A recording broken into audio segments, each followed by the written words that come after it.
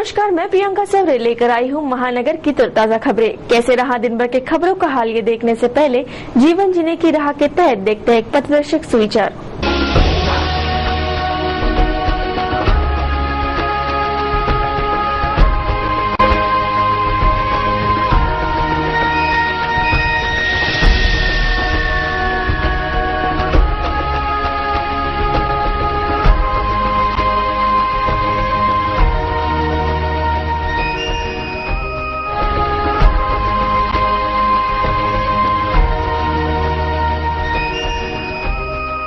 अब बढ़ते हैं समाचारों की ओर। न्यूज बुलेटिन की शुरुआत करते हैं हेडलाइन से।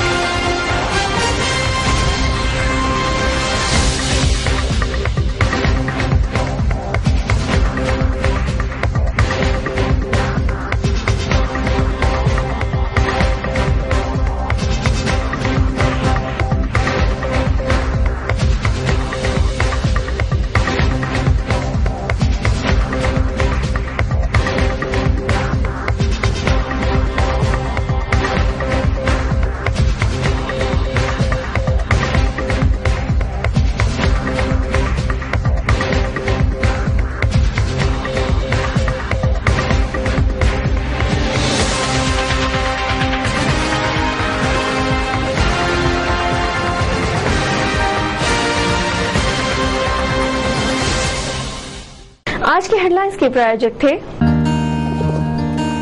इस दिन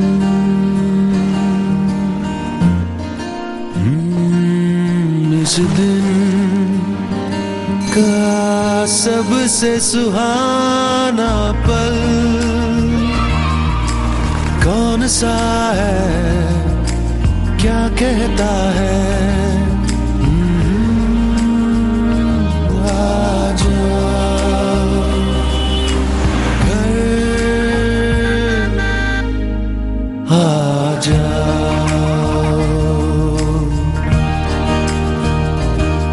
इंडिया बुल्स होम लोन्स, घर आ जाओ।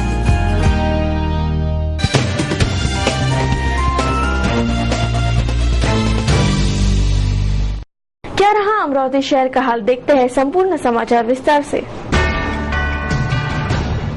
महात्मा गांधी विचारधारा पर आयोजित राष्ट्रीय सम्मेलन का आयोजन हाल ही में HVVM में संपन्न हुआ। वर्धा के ग्रामीण उद्योगीकरण संस्था के संचालक डॉक्टर प्रफुल्ल काड़े के हाथों इस राष्ट्रीय सम्मेलन का उद्घाटन किया गया। अमरावती विश्वविद्यालय के पूर्व कुलगुरु डॉक्टर कमल सिंह, पूर्व सांसद रामजीत सिंह सहित विभिन्न मान्यवर और गांधी विचारवंत इस राष्ट्रीय सम्मेलन में सहभागी थे। आज महात्मा गांधी की विचारधारा की सख्त जरूरत है, ऐसा प्रतिपादन इस गांधी विचारधारा राष्ट्रीय सम्मेलन में मान्यवरों का रहा। रविवार को शहर में आयोजित विश्वकर्मा जयंती उत्सव का समापन हो गया। विभिन्न सामाजिक धार्मिक कार्यक्रमों का आयोजन इस जयंती के उपलक्ष्य में किया गया था। श्री विश्वकर्मा बहुउद्देशीय संस्था द्वारा आयोजित विश्वकर्मा जयंती उत्सव का रविवार को समापन हो गया।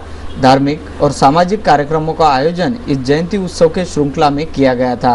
भव्य धर्म प्रचार रैली भी इस अवसर पर निकाली गई थी।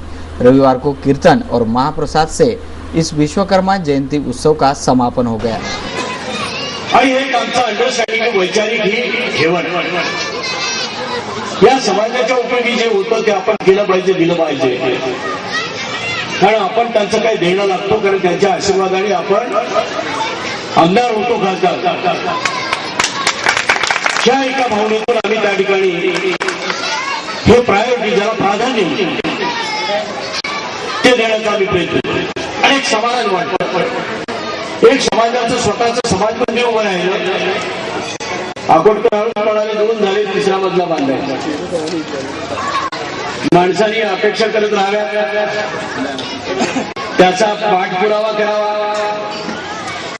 कारण त्यावेळेला एक समाज मंदिर उभं राहतं ते लग्नापुरतं आणि याच्यापुरतं सोहळ्यापुरतं मर्यादित न राहता आजच्या युगामध्ये मुला मुलींना कॉम्प्युटरचं शिक्षण मिळावं, त्या ठिकाणी कॉम्प्युटर लॅब असली पाहिजे, त्या ठिकाणी वाचनालय असलं पाहिजे, त्या ठिकाणी कॅरम किंवा बॅडमिंटन बुद्धिबळाचा खेळ खेळण्याच्या सुविधा असल्या पाहिजे, कारण जर समाजाचा विकास करायचा असेल तर ह्या सगळ्या गोष्टी त्याला त्या ठिकाणी उपलब्ध असल्या पाहिजे। राजापेट पुलिस थाना क्षेत्र के तहत आने वाले अम्बा मंगलम के ठीक पीछे स्थित कुएं में कूदकर एक 22 वर्षीय विवाहिता ने आत्महत्या कर ली। विवाहिता की पहचान बबली उर्फ सपना अजय पिंपड़कर के रूप में हुई है। पुलिस आगे की जांच में जुटी है। रविवार 24 फरवरी की सुबह शहर के महावीर नगर इलाके में अम्बा मंगलम के ठीक पीछे वाली गली में सुबह 6 बजे के करीब कुएं के पास वहां से गुजर रहे नागरिक को पेड़ पर चुंदरी दिखाई पड़ी, जिससे उसे शक हुआ तो कुएं में झांकने पर किसी महिला को उल्टी अवस्था में देखा। तुरंत नागरिक ने पड़ोसियों को व पुलिस को सूचना दी। करीब 7:30 बजे राजापेट पुलिस के कर्मचारी घटनास्थल पहुंचे। जब तक महिला के परिजन घटनास्थल पहुंच चुके थे। महिला का मायका कुएं से मात्र 50 मीटर के दूरी पर ही था। घटनास्थल से परिजन द्वारा मिली जानकारी अनुसार 22 वर्षीय सपना अजय पिंपलकर का विवाह 1 साल पूर्व ही हुआ था। ससुराल बडनेरा के जूनी बस्ती में थी। पिछले 2 माह से अपने मायके में रह रही थी। अजय उसे लेने 2-3 बार ससुराल आया, लेकिन बबली ने बडनेरा जाने से मना कर दिया। मायके में वापस आने के कारणों का पता नहीं चल पाया। बबली घर से कब गई किसी को पता नहीं। महावीर नगर में बबली के परिजन जामले के घर किराएदार है। पुलिस को बबली की लाश पानी पर तैरती हुई दिखाई देने पर रात में महिला के गिरने का अंदेशा जताया। महिला के शव को मनपा के अग्निशमन के दस्ते की मदद से बाहर निकाला गया।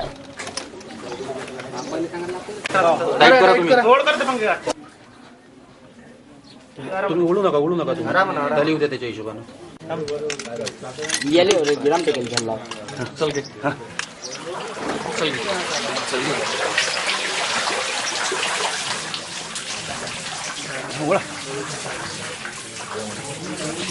फिलहाल पुलिस तमाम पड़ोसियों व परिजन से पूछताछ कर रही है। इस मामले की जांच दुय्यम पुलिस निरीक्षक कोली कर रहे हैं।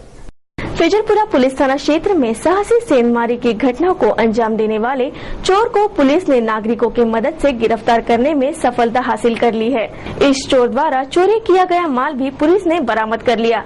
आरोपियों ने भी चोरी का अपराध कबूला है। आगे की जांच पुलिस कर रही है। रविवार की सुबह कोल्हापुरी गेट के समीप MH40Y 1475 क्रमांक का ट्रक की धड़क बैठने से हुए हादसे में परिसर में बिजली का खंभा क्षतिग्रस्त हो गया। अचानक इस खंभे को रिवर्स आ रहे ट्रक की धड़क बैठने से इस खंभे पर के बिजली के तार टूटकर बिखर गए। कुछ देर तक भय और अफरा तफरी का माहौल बन गया था, लेकिन बाद में सब सामान्य हो गया। बड़ा हादसा टला देख सभी ने राहत की सांस ली, वरना बड़ा अनर्थ हो जाता। रविवार की सुबह शहर के पंचवटी चौराहे पर गिट्टी बोल्डर का ट्रक और ST बस में आमने सामने भिड़ंत हो गई। हादसा होते ही गिट्टी बोल्डर का ट्रक ड्राइवर घटनास्थल से भाग गया। हादसे में ST बस चालक और कुछ प्रवासियों को मामूली सी चोट आई है। पुलिस ने मामला दर्ज कर जांच शुरू कर दी है। महानगर के व्यवसायी बकुल कक्कड़ इनके सास की मृत्यु की गुत्थी लगभग सुलझ गई है।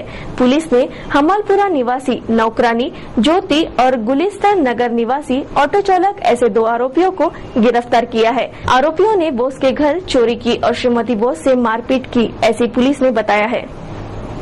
महानगर में विगत 2 दिनों से पुलिस श्रीमती पुतुल बोस के मृत्यु प्रकरण की खोजबीन में लगी थी और 48 घंटों बाद यह प्रकरण सुलझ गया, ऐसा दावा रविवार को पुलिस ने किया। बताया गया कि बोस के घर बर्तन धोने का काम करने वाली हमालपुरा निवासी 20 वर्षीय ज्योति और उसका गुलिस्तान नगर निवासी 4 बच्चों का बाप रिक्शा चालक आशिक शफी, इन दोनों ने श्रीमती बोस के साथ सीना झपटी कर 2 लाख रुपयों के जेवरातों पर हाथ साफ किया। इन दोनों आरोपियों ने उनका अपराध कबूला होने की बात रविवार को CP अजित पाटिल ने शहर कोतवाली पुलिस थाने में बैठकर विशद की। 22:30 वाजता आम्हाला अमरावतीतील बकुल दयाबाई कक्कड वय 54 वर्ष राहणार 201 सागर अपार्टमेंट मांगीलाल प्लॉट अमरावती यांनी तक्रार दिली की त्यांची सासू पुतुल बोस ही उस्मानिया मस्जिद quarter number 1B stand Amravati येथे राहत होती।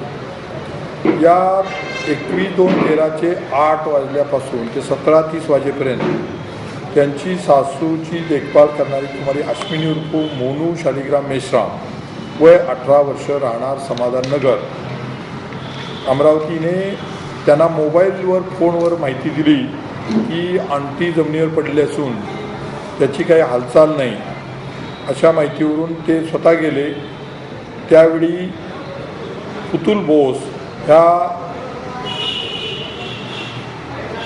त्या ठिकाणी पडलेल्या होत्या बेडरूमच्या कॉटच्या बाजूला. त्यांच्या अंगावर सोन्याचे दागिने पण दिसून आले नाही. तसेच हॉलमधील कपाटातील सामान अस्ताव्यस्त पडलेले होते. यावरून अज्ञात चोरट्याने घरात घुसून सासूला हमला करून तिच्या अंगावरील व कपाटातील दागिने चोरून नेले. अशा प्रकारची तक्रार आल्यानंतर आम्ही ताबडतोब त्या ठिकाणी तपास केला. त्या तपासादरम्यान लिंक्स या ठिकाणी होत्या की त्या ठिकाणी काही अज्ञात चोरट्यांनी येऊन कशाप्रकारे हल्लेखोरांनी कशाप्रकारे त्या ठिकाणी चोरी केली असेल किंवा त्या ठिकाणी त्या महिलेचा मृत्यू कशाप्रकारे झाला आहे त्यात शोध घेतला असता त्या ठिकाणी आसपासच्या लोकांच्याकडं बऱ्याच लोकांच्याकडं किंवा गुन्हेगारांच्याकडे चौकशी करण्यात आली. त्याचप्रमाणे त्यांच्या घरात जे काम करणारे होते ज्योती अशोक खांजोडे तसेच ज्योती खांदोडे हिच्याकडे वय 20 वर्ष राहणार हमालपुरा हिच्याकडे चौकशी केली असता तिचा एक प्रियकर होता. त्याचं नाव शेख शफीक उर्फ साहिल शेख उस्मान वय 37 वर्ष राहणार गुलस्ता नगर. या दोघांच्याकडे चौकशी केली असता त्यांनी तो गुन्हा केला असल्याचं कबूल केलं. सदर गुन्हेगारांच्याकडं सखोल चौकशी केली असता त्यांनी हा प्लॅन करून गुन्हा केलेला असल्याचं कबूल केलेलं आहे. दोन्ही आरोपींना अटक करण्यात आलेली आहे. ह्या दोन्ही गुन्हेगारांनी अतिशय प्लॅन आणि ठरवून त्या ठिकाणी गुन्हा केलेला होता. त्या दोघांनी त्या दिवशी दुपारी 3 वाजता त्या ठिकाणी घरी जाण्याचं मृतकाच्या घरी जाण्याचं ठरवलं होतं. 3 वाजता पहिल्यांदा यातली आरोपी ज्योती ही प्रथमतः गेली. त्यानंतर तिचा प्रियकर शेख शफीक उर्फ साहिल शेख उस्मान हा 10 मिनिटांनी आला आणि त्यानंतर त्या दोघांनी मिळून त्या मयत तिचा पुतुल बोस हिला पकडून तिच्या अंगावरचे दागिने काढले आणि दागिने काढून त्या ठिकाणी ती चोरी केली. त्या ठिकाणी तिला चाकू दाखवला होता आणि त्यामुळे त्या धक्क्यानं तिला अटॅक आला आणि त्या ठिकाणी ती मरण पावली. त्या ठिकाणी ज्यांनी आरोपीनं तिच्या झटापटी पण केल्या. त्यानं तिला एक ठोसाही मारलेला आहे आणि त्यामुळं तिचा मृत्यू झालेला आहे. यामुळं त्या ठिकाणी दोन्ही आरोपींना आम्ही अटक केलेलं आहे. दोन्ही आरोपींकडून आज पोलीस कस्टडी मागण्यात आलेली असून ती पोलीस कस्टडी मिळताच त्यांनी तो चोरलेला माल कुठं ठेवलेला आहे त्याचप्रमाणे शस्त्र कुठून आणलेलं आहे चाकू जो दाखवलेला आहे तो कुठून आणलेला आहे यासंबंधीची सविस्तर चौकशी करण्यात येत आहे. या ठिकाणी तपास हा कोतवाली पोलीस स्टेशनचे पोलीस निरीक्षक श्री धोत्रे करीत आहेत. या ठिकाणी पोलीस अमरावतीतल्या ACP क्राईम ACP डिव्हिजन त्याचप्रमाणे ACP राजापेठ ACP PI कोतवाली यांनी सर्वांनी या ठिकाणी एकत्र टीम करून हा तपास केलेला आहे आणि हा गुन्हा उघडकीस आणलेला आहे. हा अतिशय संवेदनशील आणि अमरावतीत अतिशय खळबळजनक अशा प्रकारचा गुन्हा घडला होता. पण केवळ 48 तासात हा गुन्हा उघडकीस आणलेला आहे. शहर में 9 मार्च को शिवसेना प्रमुख उद्धव ठाकरे की सभा बाबत विस्तृत जानकारी के लिए सांसद आनंदराव अडसूळ ने विश्राम भवन में पत्रकार परिषद ली. अन्य विषयों पर भी चर्चा की. सायन्स कोर्ट मैदानावर दुपारी 4 वाजता माननीय शिवसेना पक्षप्रमुख उद्धव ठाकरे यांची जाहीर सभा मी विदर्भाकरता आयोजित केली. थोडक्यामध्ये या सभेचा उद्देश हे दिशा आपल्या राज्यातलं आघाडी सरकार आणि केंद्रातलं UPA सरकार यांचा निषेध करणे. जे विविध यांच्या कारकिर्दीमध्ये प्रश्न निर्माण झालेले आहेत. आतंकवाद पुन्हा एकदा उफाळून आलेला आहे. त्याचबरोबर बॉम्बस्फोट परवा झाले आपल्याला माहिती आहे. त्याच्याबरोबर महागाई अतिशय वाढते. आता तर दर महिन्याला 40-45 पैशांनी डिझेल वाढणार आहे, मागल्या आम्ही आणखी वाढणार आहे, अगोदर 5 रुपये वाढवलं होतं. महागाईचा उच्चांक झाला म्हणायला हरकत नाही. शेतकऱ्यांच्या आत्महत्या थांबलेल्या नाहीत विदर्भातल्या या 6 जिल्ह्यातल्या. आज आम्ही सूचना दिल्या उपजिल्हा प्रमुख आणि तालुकाप्रमाणे आपापल्या तालुक्यामध्ये गावागावापर्यंत पोहोचावं, त्या ठिकाणच्या गावाच्या सभा घ्याव्यात, त्याचबरोबर शाखा प्रमुखाला जबाबदारी द्याव्यात आणि त्यानंतर आमचे प्रमुख पदाधिकारी तिचे 2 सहसंपर्क प्रमुख आहेत, 2 जिल्हा प्रमुख आहेत, जे पुढे साहेब आहेत, सगळी मंडळी त्यासाठी पुन्हा त्याची आढावा घेण्यासाठी जाईल. त्याचबरोबर मुंबईवरून सुद्धा आदेश तुमच्याकडे एक पद्धत आहे, पुढे सभा घ्यायची असेल तर आमदार खासदार नगरसेवक मुंबईचे प्रामुख्याने ज्यांनाही काही जबाबदारी दिल्या जातात त्या पद्धतीने ते सुद्धा घडेल, जसं मराठवाड्यामध्ये घडलं. आणि असे सुनियोजित पण भव्य आणि दिव्य अशी सभा ती होईल अशा प्रकारचं आज आम्ही ठरवलेलं आहे. निश्चित ती होईल. पण आपल्याला आठवत असेल शेगावचा मेळावा अशाच पद्धतीने आम्ही नियोजन करून जाता की राहता त्याचा मुक्तीचा मेळावा शेतकऱ्यांचा अतिशय भव्य झाला होता. तो विदर्भातल्या शेगावला झाल्यामुळे त्याचा उच्चांक होता महाराष्ट्रामध्ये. आता या सभेचा उच्चांक होईल अशा प्रकारचा आमचा मानस आहे. तो एक उद्देश आहे आजच्या आपल्या पत्रकार परिषदेचा. त्यानंतर दुसरा संत रविदास महाराज, आपल्याकडे रोहिदास म्हणतो, नॉर्थमध्ये रविदास म्हणतो. प्रामुख्याने चर्मकार समाजातले संत जरी असले तरी जाती निर्मूलन आणि ज्या जुन्या रूढी परंपरा तोडण्याचं काम त्यांनी केलं.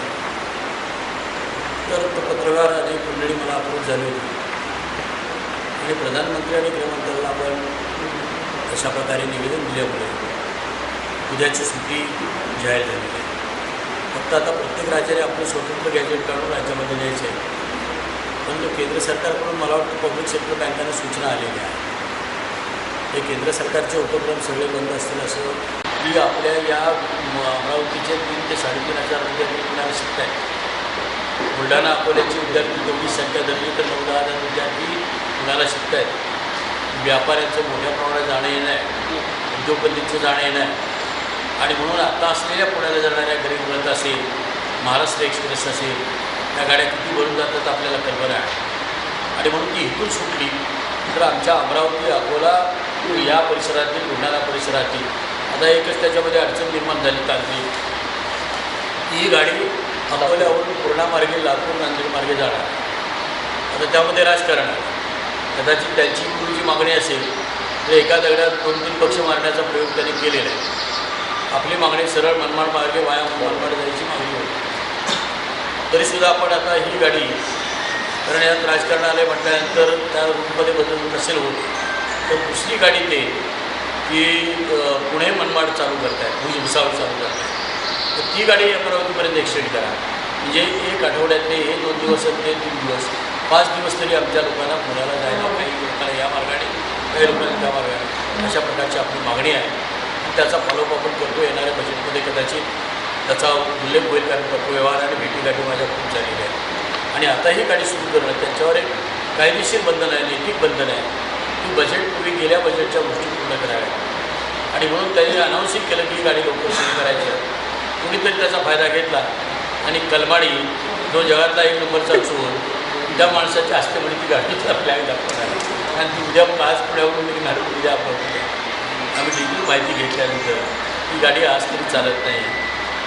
आता उद्या रेल मंत्र्याला भेटून त्या अमरावतीकडून पुण्याकडे कशी जाईल हा प्रयत्न आपण करणार. भरपूर गाड्या आहेत.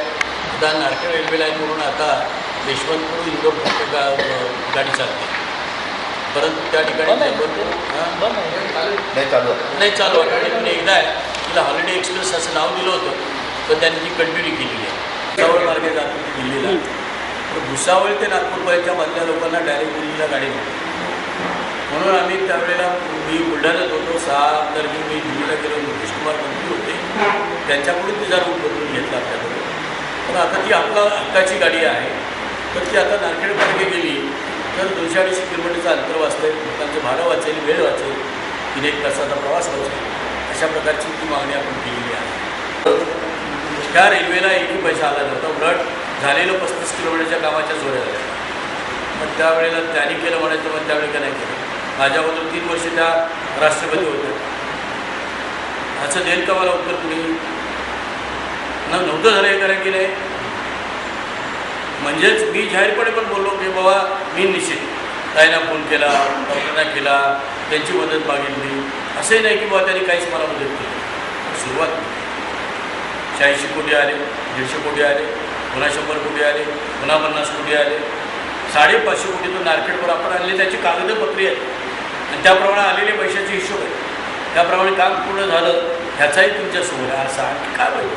त्यामुळे कोण श्रेय लाटतं मला खरंच देणं घेणं नाही. आजसुद्धा एक हिंदुस्थानी टायटल दिलं की डॉक्टर शेखावतच्या प्रयत्नामुळे पुणे गाडी चालू झाली.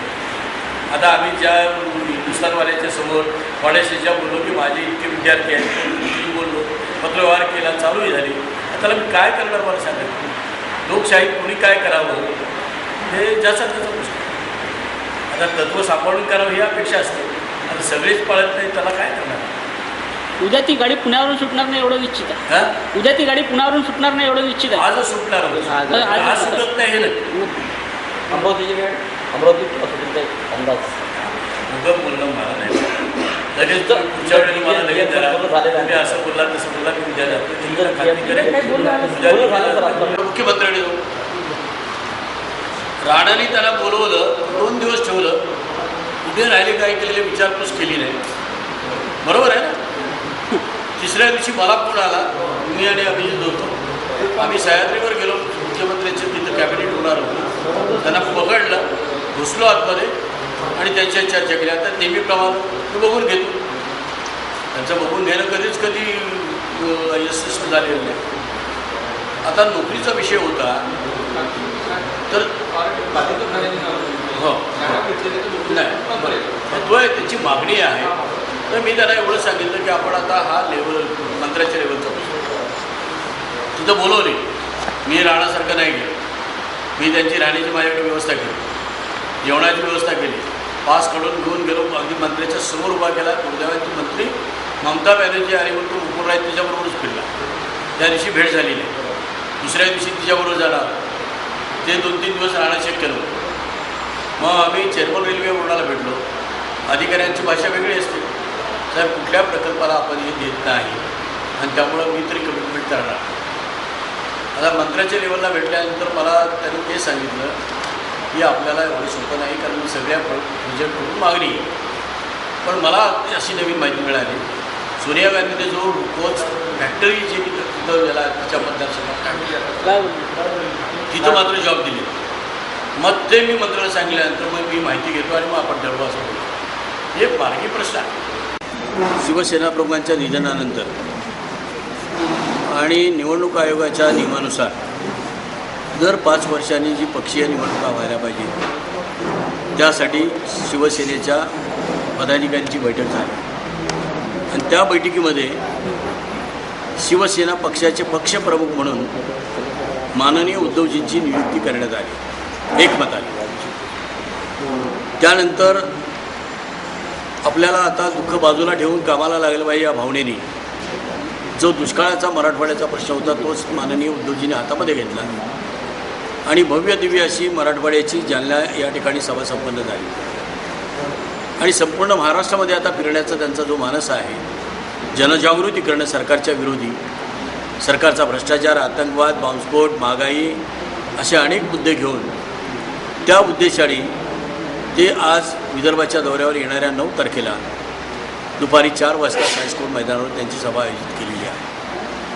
परवा मातोश्रीवर आमच्या विदर्भातल्या 10 जिल्ह्यातल्या सर्व पदाधिकारी लोकप्रतिनिधींची बैठक झाली आणि त्या बैठकीमध्ये हा निर्णय निश्चित झाला आणि त्यासाठी आजसुद्धा आम्ही आमच्या जिल्हा बैठकीमध्ये लोकांच्याकडे ती कल्पना दिली, त्याची आखणी कशी करावी, भव्य दिव्य कशी व्हावी याबद्दलची चर्चा केली आणि आज त्याला अंतिम स्वरूप आम्ही दिलेलं आहे आणि 9 तारखेची आमची होणारी सभा विदर्भ स्तरावरची ही भव्य दिव्य होईल की मोहन आमच्या सगळ्यांचा प्रयत्न असा असेल झालेल्या सभा आणि भविष्यात होणाऱ्या सभा यापेक्षा ती सरस होईल अशा प्रकारचा आमचा प्रयत्न आहे. एक्सप्रेस जी सुरू होणार आहे ती नेमकी केव्हा सुरू होणार आहे, कुठून सुरू होणार आहे ते सांगा. खऱ्या अर्थाने गेल्या बजेटमध्ये ही गाडी अनाऊन्स झाली होती आणि ती ह्या बजेटपूर्वी खऱ्या अर्थाने चालू केली पाहिजे अशा प्रकारचे एक साधारणतः हे आहे, प्रथा आहे. काल मला माहिती मिळाली की अचानक अशी ती गाडी पुण्याला आज निघणार आणि दुपारी उद्या अमरावतीला पोहोचणार. परंतु माहिती घेतल्यानंतर तसं काही नाही अशा प्रकारची माहिती मिळाली. परंतु सूचना आलेल्या आहेत की बजेटपूर्वी शक्यतो ती गाडी चालू करावी. आता वस्तुस्थिती बघण्याकरता योगायोगाने मी उद्या दिल्लीला जातो आहे.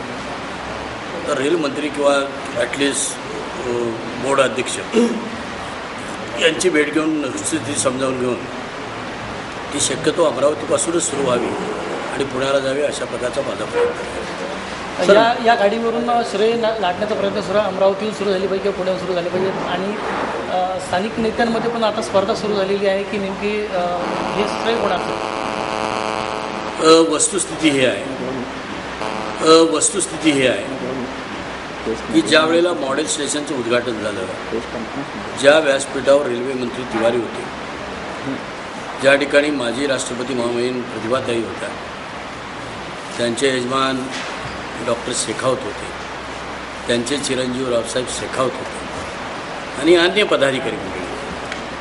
त्यावेळेला हा प्रश्न उपस्थित, त्याच्या अगोदर पत्रव्यवहार माझा होताच, पण जाहीरपणे हा प्रश्न उपस्थित करणारा मी होतो की माझे अमरावतीचे जवळपास 3-3.5 विद्यार्थी पुण्याला शिकत आहेत. अनेक व्यापारी उद्योगपतींची सतत जाणं येणं आहे.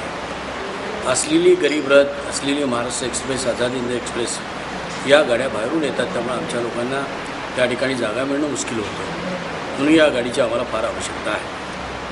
पुढे अकोला बुलढाण्याला सुद्धा त्याचा उपयोग होईल आणि म्हणून गाडी त्या दिवशीच त्यांनी तत्वता मान्य केलं. इव्हन जाहीरपणे बोलले. यहाँ हमारे केंद्रीय रेल मंत्री आदरणीय दिनेश जी त्रिवेदी यहाँ उपस्थित है. मेरी मांग है कि हमें अमरावती पूरा गाड़ी की बहुत जरूरत है. देखिए ये निजी मांग है, उनका प्रतिनिधि नाते में बोल रहा है. इसका कारण ये है, ये जिले के 7,000 स्टूडेंट पुणे सीखते हैं. हर रोज सैकड़ों हमारे व्यापारी लोग आना जाना आवागमन उनका होता है और 300 प्राइवेट बसेस अमरावती से पुणे में चलती है. बहुत से अपघात होते हैं. गए महीने में एक अपघात हुआ, 2 बस की टक्कर हुई, 16 लोग मारे गए. और इसलिए ये गाड़ी की हमें बहुत जरूरत है और मुझे उम्मीद है, मुझे पता है हमारे पास कोच की कमियां है, लेकिन कोच ना कुछ आप एडजस्टमेंट जैसे आज तक करते आए हमारे लिए, ऐसी एक ही एडजस्टमेंट भी आप करेंगे. और भी ऐसी कुछ बातें हैं. मेंबर ऑफ पार्लियामेंट और यहाँ जो भी सब पधारे हैं, आनंद राव जी, पार्लियामेंट में मेरा एक कमरा है और वहाँ हम सब एमपी से मिलते हैं.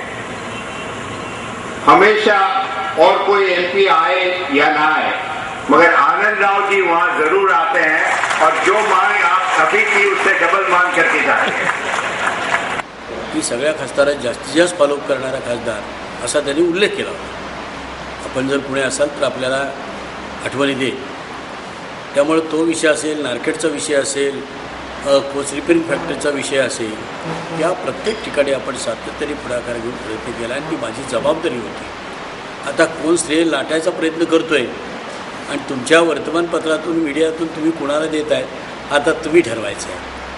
हकीकत तुमच्यासमोर एकदा नाही, दोनदा नाही, अनेक वेळा तुम्हीच मंडळी त्याला प्रसिद्धी दिलेली आहे, माझी पत्र छापलेली आहेत आणि माझ्याकडे लेखी पुरावा. असं नाही, जर कुणाला पाहिजे असतील, कुठल्या तारखेला काय लिहिलं होतं, कुठला विषय होता, सगळ्यात जास्त पत्रव्यवहार कुठला असेल तर माझा रेल्वे मंत्रालय असेल. सगळ्याच मंत्रालयात पण रेल्वेशी अतिशय मोठा पत्रव्यवहार आणि त्यापेक्षा प्रत्यक्ष गाठीभेटी मंत्र्याला, चेअरमन रेल्वे बोर्ड, त्यांचे board members, GM railway, DRM, हे कुठलीही अथॉरिटी आपण सोडली नाही की ज्याला आपण भेटत नाही एखाद्या गोष्टीचा फॉलो करायचा. सर विदर्भ कितपत योग्य आहे हे दुसऱ्यांनी केलेल्या कामाचं श्रेय लाटण्याचा प्रयत्न करणे? योग्य नसतंच. म्हणजे हे तर अगदी व्यवहारातल्या गोष्टी आहेत. त्यांनी करायचं नाव आता काही लोकांना सवय असते दुसऱ्याच्या मुलाला सुद्धा आपलं नाव द्यायचं असं असतं. विदर्भ ॲडव्हान्टेजबद्दल आपली भूमिका काय?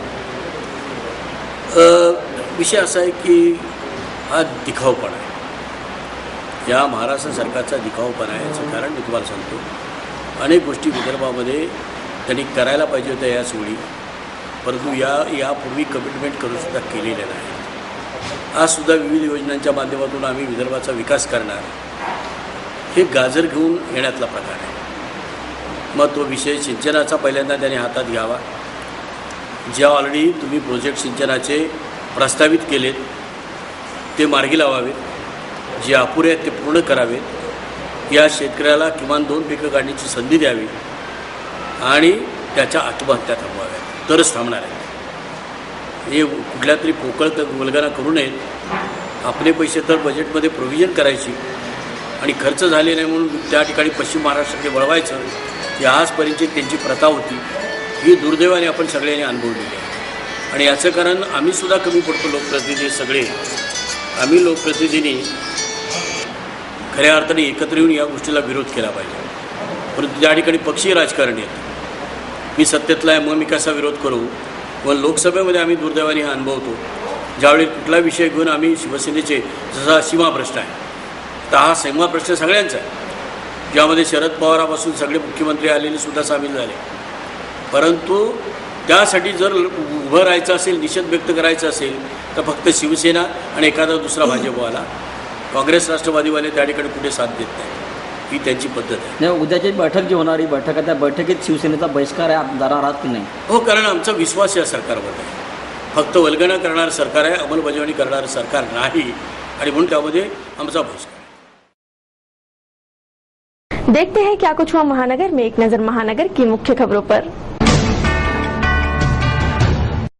शहर में पहली बार ही सिटी ब्रॉडबैंड वायरलेस इंटरनेट सेवा शुरू है और इंटरनेट ग्राहक सिटी ब्रॉडबैंड वायरलेस इंटरनेट को खूब पसंद भी कर रहे हैं। हाल ही में संपन्न हुए पीसी उत्सव के लिए सिटी ब्रॉडबैंड सर्विस की ओर से ग्राहकों को IMPPS स्पीड 15 GB का डाटा यूज पूरे साल भर की वैलिडिटी सिर्फ 999 रुपए में यह योजना चलाई गई थी। इस योजना को ग्राहकों का भरपूर प्रतिसाद मिला। भारी मात्रा में इस प्लान के लिए बुकिंग भी हुई, लेकिन यह प्लान सिर्फ मर्यादित समय के लिए ही था, इसलिए यह प्लान बंद हो रहा है। अत्यधिक बुकिंग होने से इस प्लान की बुकिंग बंद करने जा रहे हैं। 28 फरवरी तक ग्राहक अपनी अपनी बुकिंग इस प्लान के तहत करवा सकते हैं।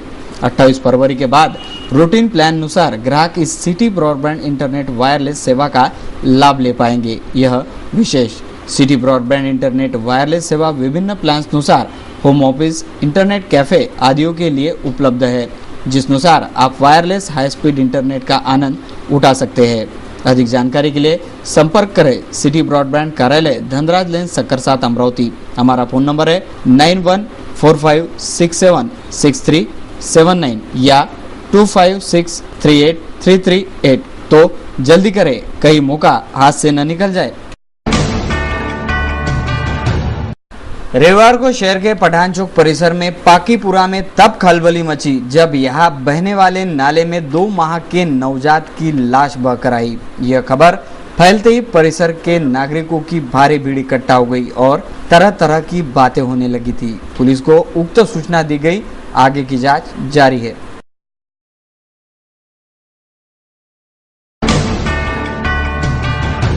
सिटी न्यूज के इस बुलेटिन में बस इतना ही। जाते जाते एक बार नजर डालते हैं आज की हेडलाइंस पर।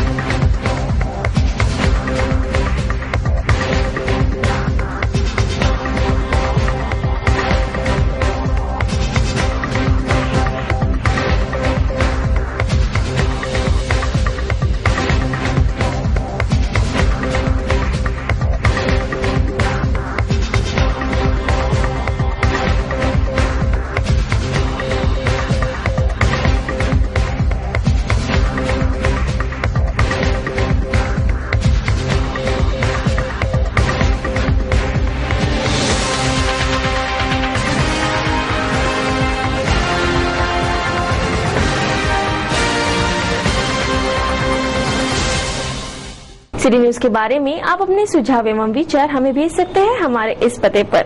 हमारा पता है सिटी न्यूज कार्यालय धनराज लैन सेक्टर 7 अमरावती। हमारा फोन नंबर है 32988161 या आप हमसे फेसबुक और ट्विटर पर भी जुड़ सकते हैं या हमें मेल कर सकते हैं। देश और दुनिया की खबरें और हर बुलेटिन को देखने के लिए लॉग ऑन करें www.citynews.net.in पर। सिटी न्यूज पर कार्यक्रम और खबरों का सिलसिला जारी रहेगा। लेते हैं आपसे इजाजत, तब तक के लिए देखते रहिए सिटी न्यूज। नमस्कार। इस दिन का सबसे सुहाना पल कौन सा है, क्या कहता है घर आ जाओ। इंडिया बुल्स होम लोन्स, घर आ जाओ।